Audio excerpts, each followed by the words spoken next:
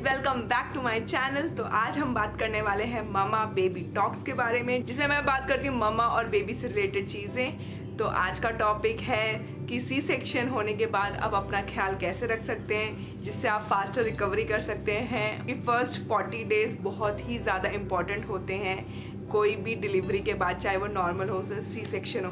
But C section एक major operation होता है तो उसके लिए अलग से एक्स्ट्रा केयर लेनी पड़ती है। तो उन चीज़ों के बारे में बात करूँगी। ये मेरा पर्सनल एक्सपीरियंस है कि क्या क्या चीज़ें मैंने फॉलो की जिसके वजह से मैंने बहुत जल्दी रिकवर किया।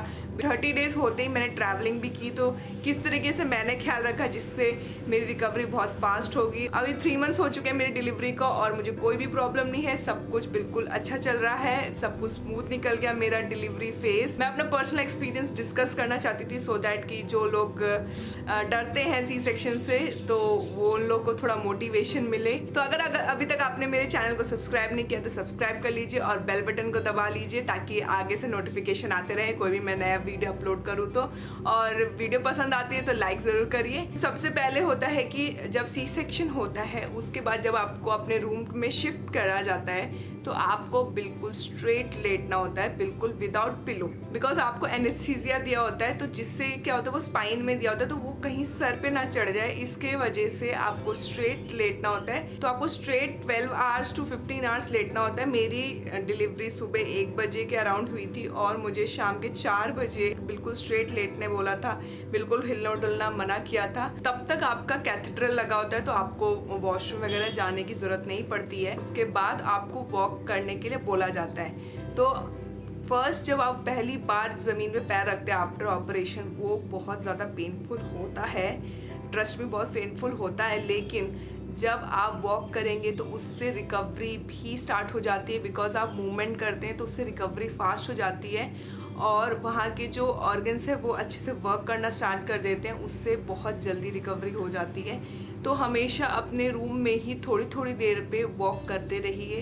इवन डिस्चार्ज होने के बाद भी जब आप घर वापस आते हैं तो हर थोड़ी थोड़ी देर में आप वॉक करिए। 2-3 घंटे में हर मील के बाद आपको वॉक करना होता है ताकि आपकी रिकवरी फास्ट हो जाए। आपको ज़्यादा वॉक नहीं, एटलीस्ट 10 to 15 स्टेप्स चलना ही है, उसी से बहुत अच्छा रिकवरी हो जाता है। उस समय आपको उठने बैठने सब में दिक्कत होती है तो आपको स्ट्रेट नहीं उठना है ताकि आपके एब्डोमिनल में प्रेशर पड़े, क्योंकि आप स्ट्रेट उठेंगे तो सारा प्रेशर आपके एब्डोमिनल एरिया में पड़ जाती है। तो आपको हमेशा से टेढ़ा होके उठना है, टेढ़ा होके ही बैठना है। तो ये इस बातों का बहुत ध्यान देना है जब भी आप उठे बैठे और लेट के भी एकदम स्ट्रेट नहीं उठना है। आपने अपने साइडवेज हो जाइए फिर धीरे से उठना है, या फिर आप किसी की हेल्प ले सकते हैं, अपने हस्बैंड की हेल्प ले सकते हैं, या आपके घर में कोई फैमिली मेम्बर है उसका हाथ पकड़ के उठ सकते हो। वो बहुत ज़्यादा हेल्प करता है। इनिशियली 20 डेज आपको बहुत हेल्प करेगा। आता है कि जब आप रिकवरी रूम में होते हैं उस समय आपको ड्रिप चढ़ रही होती है, उसमें आपको बिल्कुल खाना और पीना बिल्कुल अलाउड नहीं होता 12 आवर्स एटलीस्ट। उसके बाद आपको पानी देना स्टार्ट किया जाता है। उस समय बहुत ज़्यादा गला सूख रहा होता है लेकिन आपको बिल्कुल पानी अलाउड नहीं होता है। 12 आवर्स के बाद आपको थोड़ा थोड़ा पानी देना स्टार्ट किया जाता है और बोला जाता है कि एकदम पतला खाना खाना है और कोकोनट वाटर पीना है या जूस पीना है, लिक्विडी चीज़ें खाना है बेसिकली। उस समय सॉलिड्स आपको नहीं खाना है क्योंकि जब च्यू करते हो तो उससे प्रेशर पड़ता है, लिटरली बोलने में भी प्रेशर पड़ता है। इसके वजह से बिल्कुल सॉलिड्स नहीं दिया जाता है, बिल्कुल लिक्विडी चीज़ें दी जाती है, जैसे जूसेस हो सके, वाटर है या कोकोनट वाटर, वो सब पीना होता है। उससे रिकवरी काफ़ी अच्छी होती है। तो यहाँ 12 आवर्स के बाद जब आपका कैथेड्रल निकाल दिया जाता है तब आपको वॉशरूम जाने के लिए बोला जाता है कि जब भी आपको वॉशरूम लगे तो आप खुद से जाइए। तो मुझे ऐसे ही बोला गया था और हमेशा वो पूछते हैं कि आपका वॉशरूम कितने बार आप जा चुके हैं, कितने बार आपने यूरिन पास किया, कितने बार स्टूल पास किया, जस्ट टू मेक श्योर कि आपका जो सिस्टम है वो अच्छे से वर्क कर रहा है कि नहीं। क्योंकि उस समय कॉन्स्टिपेशन की प्रॉब्लम भी हो जाती है लोगों को, उस समय कॉन्स्टिपेशन की प्रॉब्लम हो जाती है तो मेडिसिन आते हैं। तो मैंने लूज़ करके मेडिसिन खाया था, वो एट प्रेजेंट मेरे पास नहीं है, मेरे घर पे है तो अभी मैं दिखा नहीं सकती। वो मेडिसिन खाने से अगर आपका स्टूल टाइट भी है तो वो बहुत ज़्यादा सॉफ्ट हो जाता है, तो उससे एब्डोमिनल एरिया में प्रेशर नहीं पड़ता। और अगर आपका स्टूल पास नहीं हो रहा है तो आपको बिल्कुल भी ज़ोर नहीं लगाना है क्योंकि वो आपके स्टिचेस पे ज़ोर आएगा और स्टिचेस टूटने के चांसेस हो सकती हैं। फिर ऑपरेशन के बाद कहा जाता है कि आपको बहुत ज़्यादा ठंड लगती है, आपको हमेशा फुल कपड़े या स्वेटर्स पहनना है, स्कार्फ पहनना है, आपको सॉक्स पहनना है, आपको हमेशा कवर करके रखना है। बट ये टोटली डिपेंड करता है पर्सन टू पर्सन, क्योंकि मैंने भी यही सुना था तो मैं पैक करके लेकर गई थी literally full clothes and scarf and socks. But मुझे कोई ज़रूरत नहीं पड़ी, मुझे उल्टा बहुत ज़्यादा गर्मी लग रही थी। तो ये डिपेंड करता है पर्सन टू पर्सन और वेदर पे आपका डिलीवरी हो रहा है। बिकॉज मेरी डिलीवरी मई में हुई थी और उस समय 40 to 45 डिग्री सेल्सियस के बीच में टेम्परेचर था और लिटरली डिलीवरी के बाद भी मैंने एसी चलाया था, लाइक ऐसे 26 to 28 डिग्री के बीच में मैंने चलाया था, ताकि एकदम नॉर्मल टेम्परेचर हो, ना गर्मी हो ना ठंडी हो, कंफर्टेबल टेम्परेचर होना चाहिए। तो ये ज़रूरी नहीं है। आजकल पहले के समय पे ऐसा बोला जाता था कि आपको हेयर कवर करना है, तो आप पे डिपेंड करता है। अगर आपको ठंड लग रही है तो डेफिनेटली आप अपने कवर करिए, तो आप अपने साथ लेके जा सकते हैं ये सब चीज़ें। और नहीं है तो आपको गर्मी लग रही है तो प्लीज़, ऐसा ज़रूरी नहीं है कि बोला है तो आपको स्कार्फ वगैरह पहनना ही है, फोर्सफुली पहनना है। तो आपको जिस टेम्परेचर पे सबसे ज़्यादा कंफर्टेबल लग रहा है उस पर रहिए। ये डॉक्टर टू डॉक्टर डिपेंड करता है। मेरे डॉक्टर ने बिल्कुल भी मना कर दिया था कि आपको ये स्कार्फ नहीं पहने, क्योंकि मैंने सुन के मैंने बांध लिया था स्कार्फ, मैंने फुल क्लोथ तो नहीं पहने थे, लेकिन डॉक्टर ने बोला आपने ये क्यों बांधा है, इसकी कोई ज़रूरत नहीं है। आजकल के जो एडवांस टेक्नोलॉजी है तो उसमें इन सब की चीज़ों की ज़रूरत नहीं पड़ती है, तो आपको ये हेड कवर करने की कोई ज़रूरत नहीं है। तो फिर मैंने हटा दिया था अपना स्कार्फ भी। उसके बाद आ जाता है कि आपको हैवी लिफ्टिंग नहीं करनी है। 40 डेज तक कोई हैवी काम नहीं करना है जिसपे आप पे प्रेशर पड़े। सिर्फ और सिर्फ आपके बेबी का वेट ही उठाना है, उतना ही आपके लिए बहुत है, उतना ही आप कर लेंगे, वही आपके लिए बहुत बड़ी चीज़ है। अपने बेबी का सारा काम करिए, उतना ही एक्टिविटी आपकी बॉडी के लिए बहुत अच्छा होता है, रिकवरी में काफ़ी हेल्प करेगा। फिर आता है मसाज।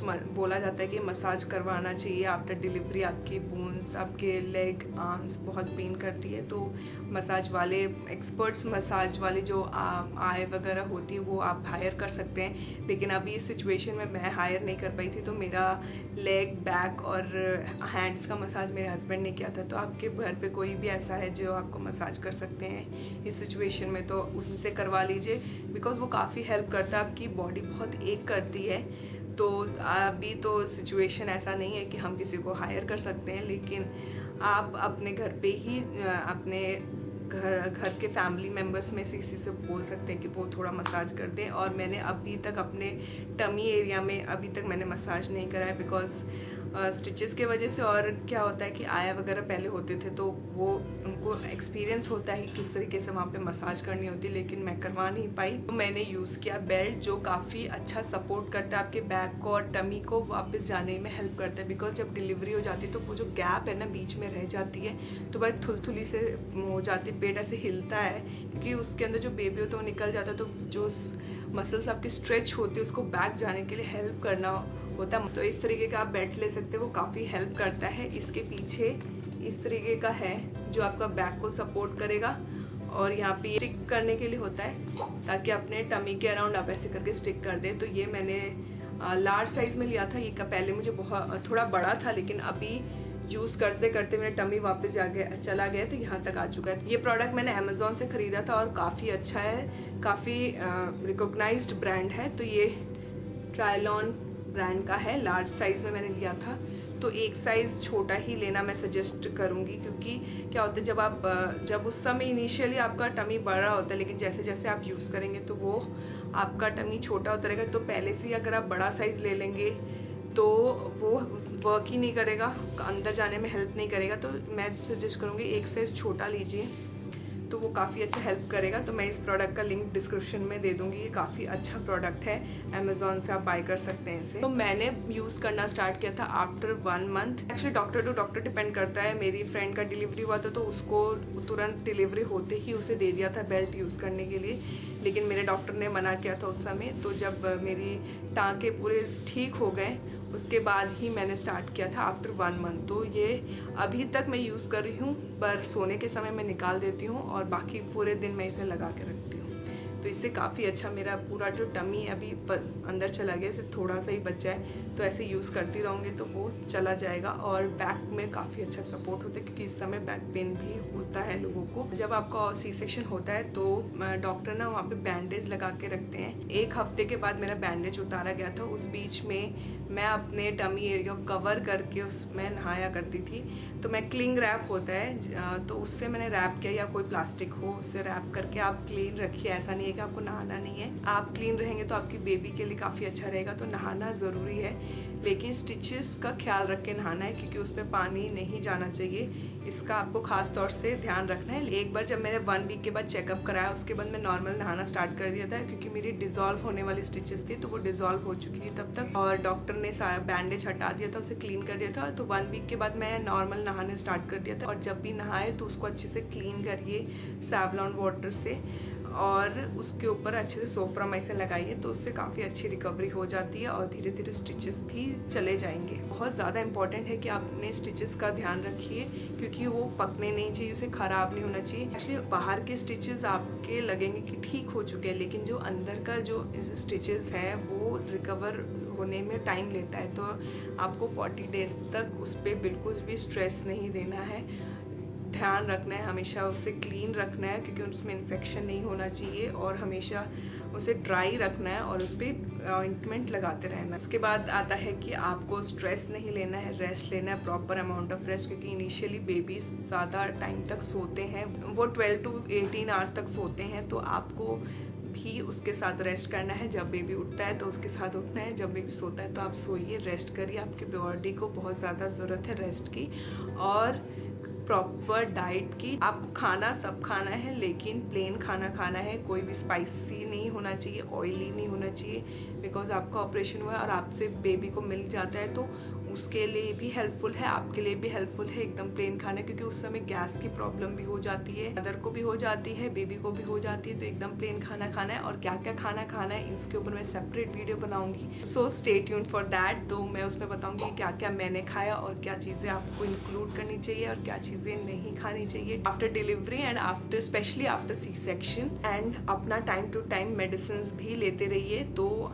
जैसे हर प्रेगनेंसी में आपको हर डॉक्टर सजेस्ट करता है कि आपको आयरन, कैल्शियम, विटामिन सी और विटामिन D3 के टैबलेट्स खाने हैं। तो मेरे डॉक्टर ने भी यही सजेस्ट किया था।